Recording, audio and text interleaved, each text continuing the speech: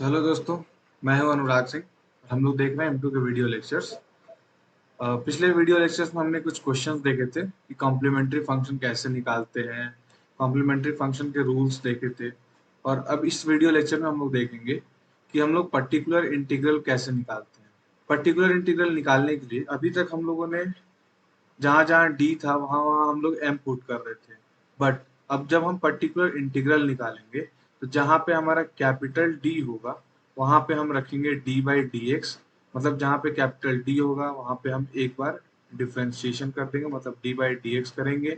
और जहाँ पे वन बाई डी होगा, मतलब जहाँ पे वन बाई डी होगा वहाँ पे हम रखेंगे क्या, इंटीग्रेशन ऑफ डी एक्स। जब हम पर्टिकुलर इंटीग्रेशन निकालते हैं तो मान लेते हैं कि लेट डिफरेंशियल इक्वेशन हमारे पास क्या है, F of D into Y is equals to Q है।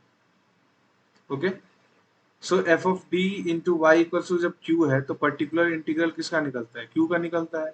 पर्टिकुलर इंटीग्रल जब हम निकालेंगे तो क्या होगा, one by F of D into Q. ये हमको करना पड़ेगा, मतलब पर्टिकुलर इंटीग्रल निकालने के लिए हम क्या करेंगे, क्यू वन डिवाइडेड में फंक्शन ऑफ डी, मतलब जो हमारा डी का फंक्शन होगा वो डिवाइड में लिखेंगे और मल्टीप्लाई करेंगे हम क्यू से। ठीक है, तो इसमें हमारा कुछ केस है। जैसे हम कॉम्प्लीमेंट्री फंक्शन निकाल रहे थे तो उसमें हमारा 4 या 5 केस था। उसी तरह से हम जब हम पर्टिकुलर इंटीग्रल निकालेंगे तो उस कंडीशन में भी हमारे पास क्या होगा, कुछ केसेस होंगे जिसके थ्रू हम लोग सॉल्व करेंगे, राइट। तो जिसमें हमारा जो है पहला केस नंबर 1 है। केस नंबर 1 क्या कहता है कि अगर Q का वैल्यू क्या हो हमारे पास, Q का value e to the power में ax हो।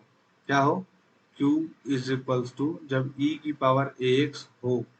और यहाँ पे a क्या है, a जो है वो कांस्टेंट है। यहाँ पे क्या है, a कांस्टेंट है। तो पर्टिकुलर इंटीग्रल कैसे निकालेंगे हम, पर्टिकुलर इंटीग्रल कैसे निकालेंगे, one by F of D into में Q का वैल्यू क्या है, e to the power ax, right. तो हम पर्टिकुलर इंटीग्रल निकालने के लिए क्या करेंगे, one by F of D, one by F of D into E की वैल्यू, क्यू का वैल्यू क्या है, ई टू द पावर में एक्स। हमने यहाँ तक कर लिया था। अब हम क्या करेंगे, जहां जहां पे डी है वहां पे क्या पुट करेंगे, ए पुट करेंगे।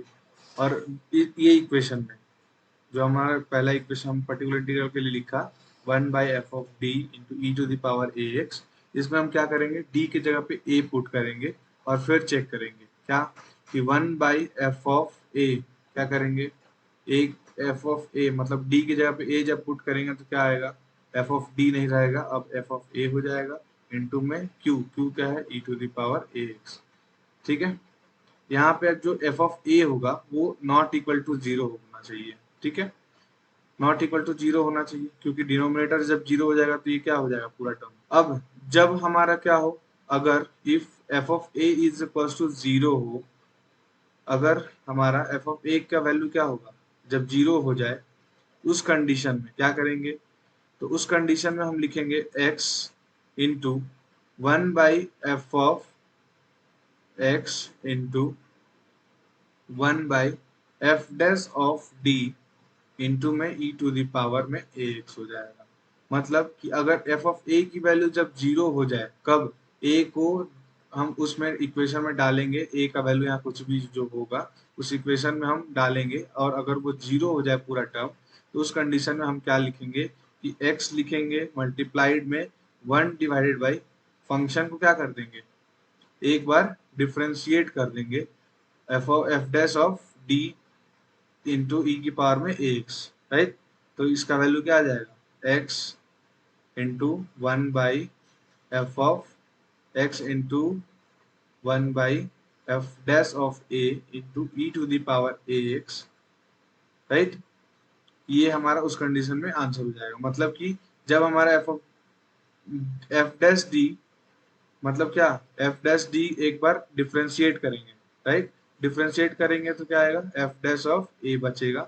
अगर फिर से जब एफ डैश ऑफ ए, मतलब एफ डैश ऑफ ए में अगर हमने ए की वैल्यू रखा और वो जीरो हो गया, तो उस कंडीशन में हम क्या करेंगे, देखो यहाँ पे है if f dash of a is equals to zero.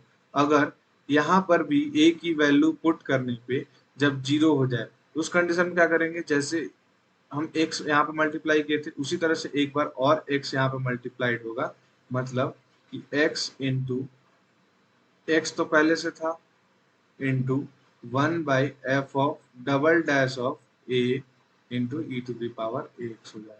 उसी तरह से जितने बार भी अगर यहाँ पे भी फिर बच गया, अगर बचा और वो a की वैल्यू पुट करने पे फिर से 0 हुआ, तो उस कंडीशन में हम क्या आगे हो जाएगा, डबल x यहाँ पे था, फिर से एक x मल्टीप्लाइड हो जाएगा, x इंटू एक्स और इंटू में 1/f of triple dash a e to the power A x.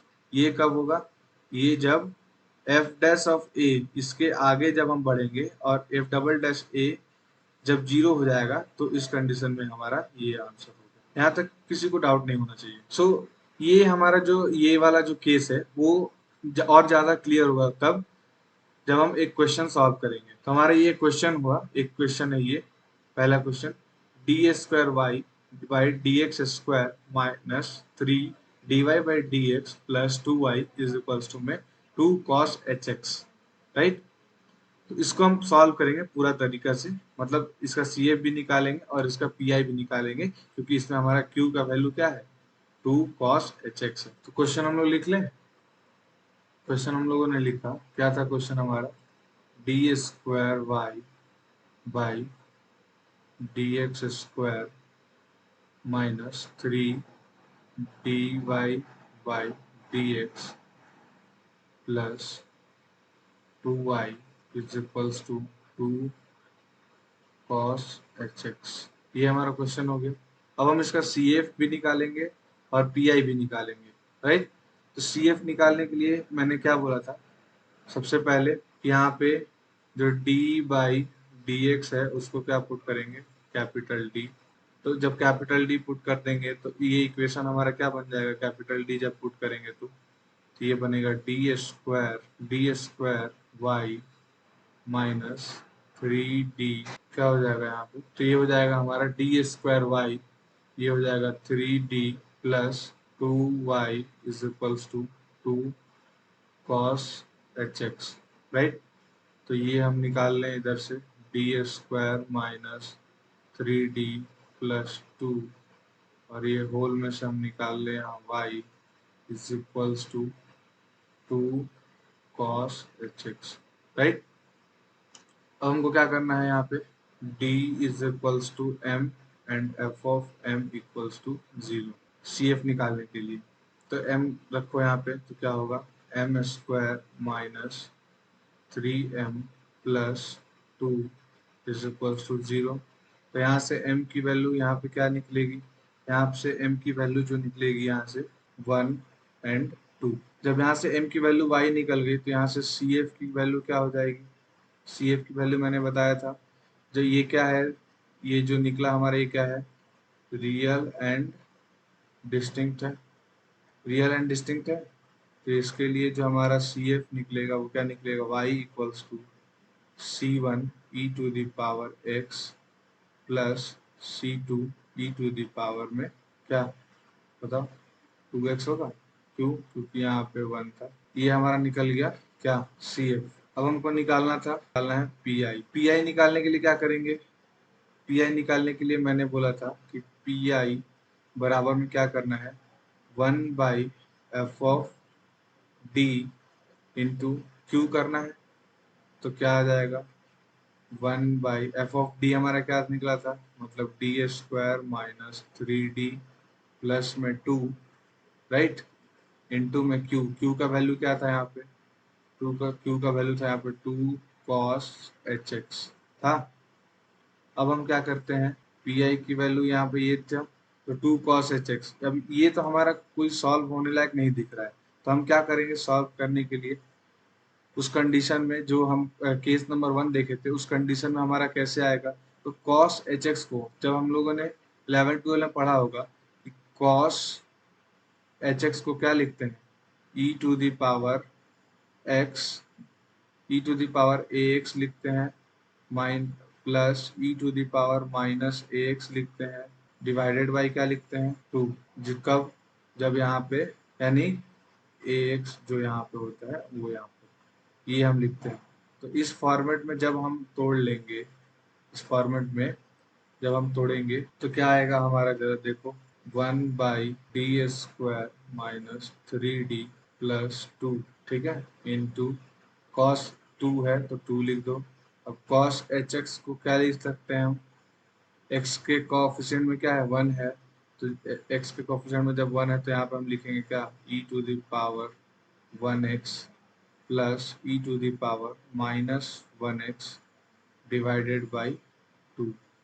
देख सकते हैं यहाँ से 2 क्या हो गया, कैंसिल हो गया।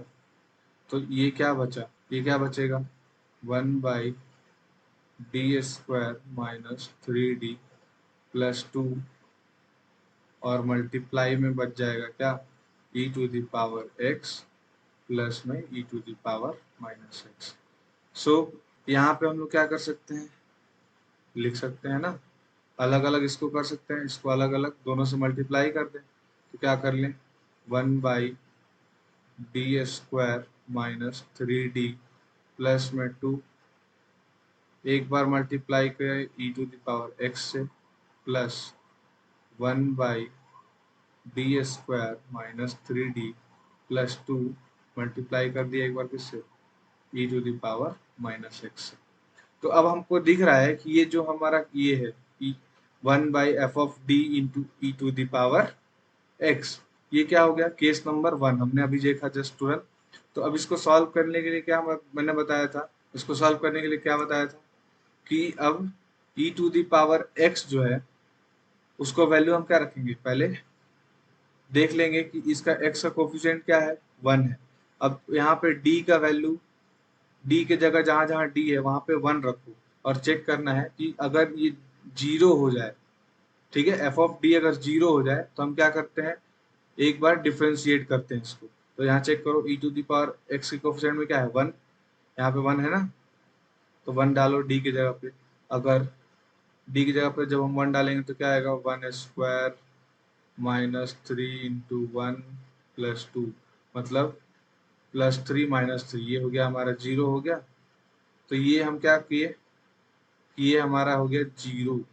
तो जब 0 हो गया तो 0 हम होने के बाद मैंने क्या बताया था, जब 0 हो गया तो x इंटू 1 डिवाइडेड बाई, क्या करना है, एक बार इसको डिफ्रेंशिएट करना है। तो डिफ्रेंशिएट करो जरा, एक बार इसको डिफ्रेंशिएट करोगे तो इसका क्या आएगा, d² का डिफ्रेंशिएशन 2d आएगा, d² का डिफ्रेंशिएशन 2d माइनस 3d का डिफ्रेंशिएशन 3, ठीक है, 2 का कांस्टेंट का 0, राइट। तो ये आया हमारा, और इंटू में क्या था, e⁻ में x प्लस। अब इसका आते हैं केस, इसका केस क्या है भैया, तो यहाँ पे हमारा है e⁻−1x, यानी यहाँ पे -1x है, तो -1x है तो अब 1 पुट करके इसमें देखो, इसको जब 1 पुट करेंगे तो क्या आएगा, 1 -1² -1 का स्क्वायर माइनस 3 इंटू -1 प्लस में 2, क्या आएगा, -1 का square 1, minus minus plus 3 1 4, 4 plus 2 6, यानी ये 6 आएगा। तो मतलब इसका ये 0 नहीं आ रहा है, तो जितना आ रहा है वैल्यू हम उतना वैल्यू को रख देंगे।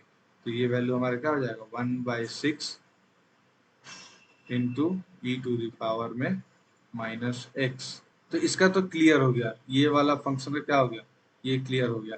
अब एक बार इसको फिर से चेक करें भैया, एक बार जब इसको फिर से चेक करें तो चेक करो, इसका कोफिशिएंट क्या है, 1 है, तो 1 इसमें डालो, क्या है, ये फिर से 0 हो रहा है, तो d की वैल्यू जब 1 डालेंगे तो 2 इंटू 1 2 -3 क्या आ जाएगा, -1 आ रहा है, मतलब 0 नहीं आ रहा है, तो 0 नहीं आ रहा तो एज इट इज क्या लिख देंगे, x इंटू 1/-1 e⁻1x प्लस में इसका तो काम तमाम हो गया, तो 1/6 e⁻−x।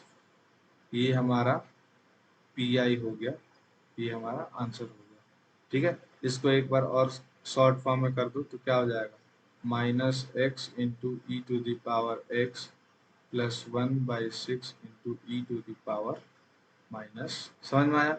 जब ये हमारा आ गया तो हमारा जो कंप्लीट सॉल्यूशन, किसी भी इसका क्या होता है, कंप्लीट सॉल्यूशन, कंप्लीट सॉल्यूशन क्या होता है, CF प्लस पी आई। ठीक है, तो सी एफ हमारा क्या निकला था, सी एफ हमारा क्या निकला था, सी एफ हमारा C one E to the power x plus C two E to the power में 2x, C one E to the power में x plus C two E to the power 2x plus P I क्या निकला, ये निकला, तो यहाँ पे लिख लो minus x E to the power x plus 1/6 E to the power minus x.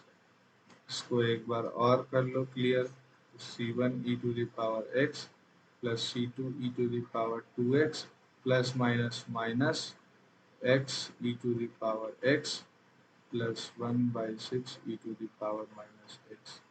ये हो गया हमारा कंप्लीट सॉल्यूशन और ये हो गया आंसर। यहाँ तक किसी को कोई डाउट नहीं आना चाहिए।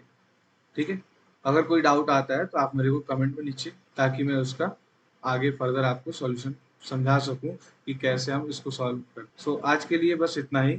अगले वीडियो लेक्चर में हम लोग देखेंगे इसका अगला केस, जो कि केस समझेंगे और उसके साथ एक एक क्वेश्चन करते जाएंगे। ठीक है, तब तक एक आगे आप एक क्वेश्चन सॉल्व करेंगे जो मैं दे रहा हूँ यहाँ पे। क्वेश्चन सॉल्व करेंगे आप, d square plus 1 y is equals to E to the power minus x/2।